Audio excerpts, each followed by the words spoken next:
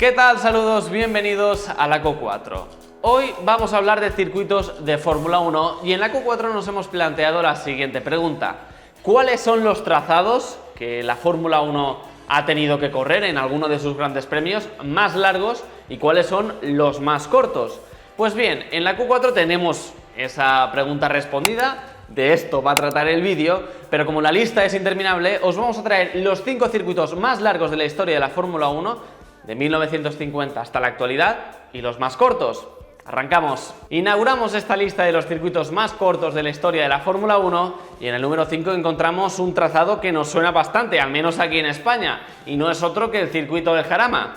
En aquella época, en los años 70, 80, el trazado madrileño medía 3,312 kilómetros. En la actualidad el trazado madrileño es más ancho, tiene 3,8 kilómetros, pero en aquella época, cuando se disputó el Gran Premio de Fórmula 1 en el circuito del Jarama, tenía una distancia de 3,312 kilómetros, es decir, es uno de los más cortos de la Fórmula 1, de la historia de la Fórmula 1.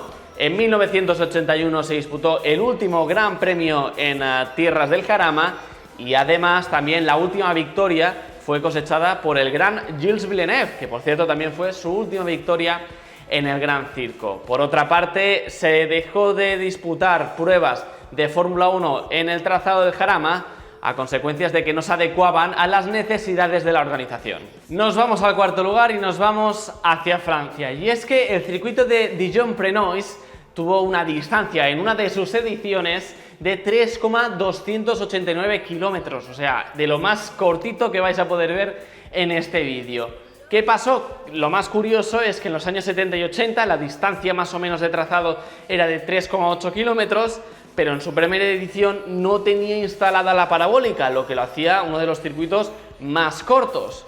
¿Qué pasó? Pues que una de las cosas más curiosas es que la pole position cosechada por Niki Lauda en 1974, que fue en la edición que se corrió en el circuito corto, pues el tiempo no superaba el minuto, de hecho era de 58 segundos la pole position. Os podéis imaginar que el tráfico, tanto en clasificación y en carrera, pues fue horrible. En tercera posición podemos encontrar un trazado bastante conocido, al menos en la IndyCar, y es que en Estados Unidos, en el circuito de Long Beach, también se disputaron carreras de Fórmula 1 del 76 hasta el 81 y el trazado californiano no tenía una distancia muy larga, de hecho era bastante corta, de 3,251 kilómetros. Recibía el nombre de Gran Premio del Oeste de los Estados Unidos y ganaron, la verdad es que pilotos bastante ilustres como Gilles Villeneuve, Niki Lauda, Nelson Piquet, y como curiosidad podemos decir que el trazado actual, muy conocido por sus carreras de la IndyCar en este trazado urbano, es que es más corto que en la distancia que corrían nuestros viejos rockeros, ya que el actual es de 3,167 kilómetros. Nos vamos hacia Austria para conocer al segundo circuito más corto de la historia de la Fórmula 1. Nos vamos al aeródromo de Zellweger, que sí, en una pista de aterrizaje y en 2 huecos más, montaron un circuito de 3,200 kilómetros. Sí, no era muy seguro, de hecho solo se corrió un año de forma oficial antes de ir a Österreich-Ring y actualmente esa pista de aterrizaje continúa funcionando y es una de las pistas principales de la Fuerza Aérea Austríaca. Y es una cosa bastante curiosa, pero esta pista provisional donde se corrió al menos una vez está a 8 minutos del Red Bull Ring. Y ya nos vamos hacia el número 1 de los circuitos más cortos de la historia de la Fórmula 1. Os estaréis preguntando dónde está Mónaco, y Mónaco está aquí. Y es que del 55 hasta el año 1972 se corrió en el trazado de Mónaco en un trazado original, vamos a denominarlo así, de 3,145 kilómetros. ¿Y esto por qué? Pues, a ver, los cambios más significativos. La Santa Devota que conocemos actual, que es la primera curva, pues no era del todo parecida, era más corta. También tenemos que en la salida del túnel tenemos actualmente una chicane y en aquella época no había nada. Tampoco había una zona de la piscina o no había una rascaje tan delimitada como en la actualidad. En su versión original era más simple, ¿no? Podemos denominarlo así.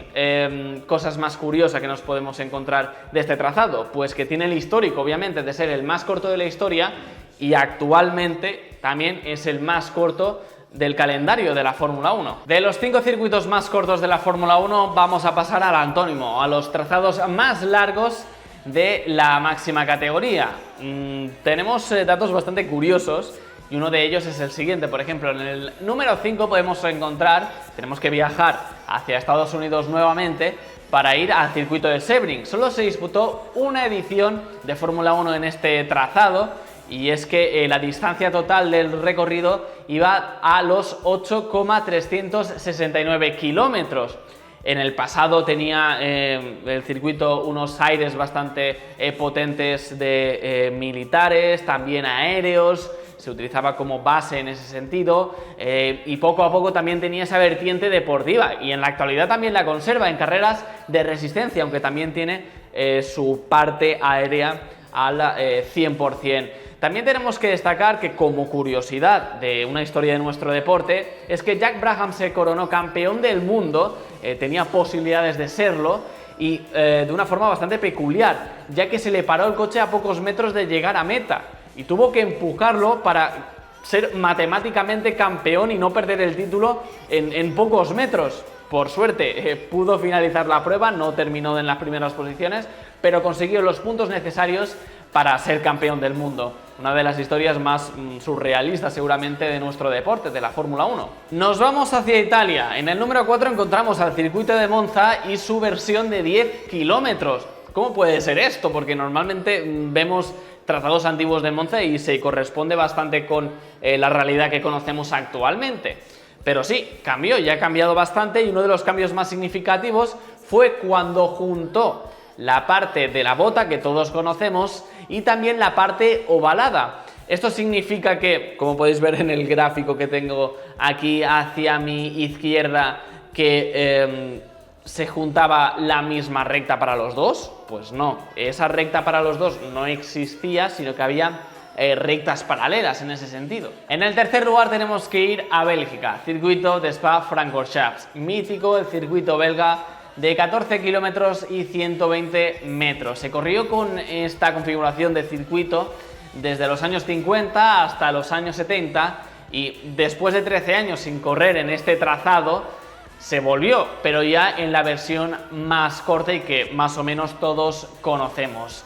En el trazado largo hubo grandes ganadores como Juan Manuel Fangio, Giuseppe Farina, Bruce McLaren y el mexicano Pedro Rodríguez, por ejemplo. En el segundo puesto tenemos que viajar hasta Alemania.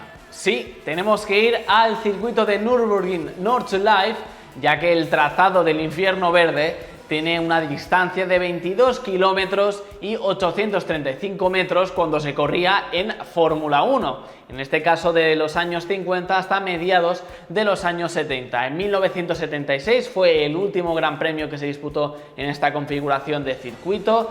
Tuvo un grave accidente Niki Lauda que hizo replantearse a la organización si correr o no en este trazado. La última victoria en 1976 fue para James Hunt, como algunos de vosotros me imagino que sabréis, y en la actualidad se corre en el circuito de Nürburgring, en el antiguo trazado de la Nordschleife, ya que las 24 horas que se disputan en este circuito son bastante conocidas y uno puede acceder a este circuito para conocer las sensaciones de trazar el Infierno Verde. Vamos ya al número 1, y me imagino que alguno de vosotros os pensabais que era el de Nordschleife, pero no, es el circuito de Pescara. En 1957 se corrió un gran premio en este trazado italiano muy peculiar y tenía más de 25 kilómetros de distancia, o sea, era una auténtica barbaridad, era interminable ese trazado porque recorría parte de Pescara, pero también varias localidades de la comarca.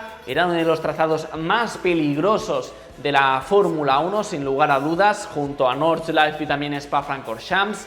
Era muy complejo, tenía dos largas rectas que hacían coger a los monoplazas velocidades bestiales. Y sí, solo se disputó una edición, en 1957, ganada en este caso por Stirling Moss. Y hasta aquí las dos listas que os hemos preparado, bastante curiosas creo yo, con muchos datos muy interesantes, espero que os haya gustado. Y bueno, esto ha sido todo. Si te gustan este tipo de vídeos, pulgar hacia arriba, comenta, comparte y suscríbete. Estamos ya muy cerca de los 10.000, por favor, ayudadnos. Adiós. Chao, chao. El motorsport y la Fórmula 1 no paran aquí, en la Q4.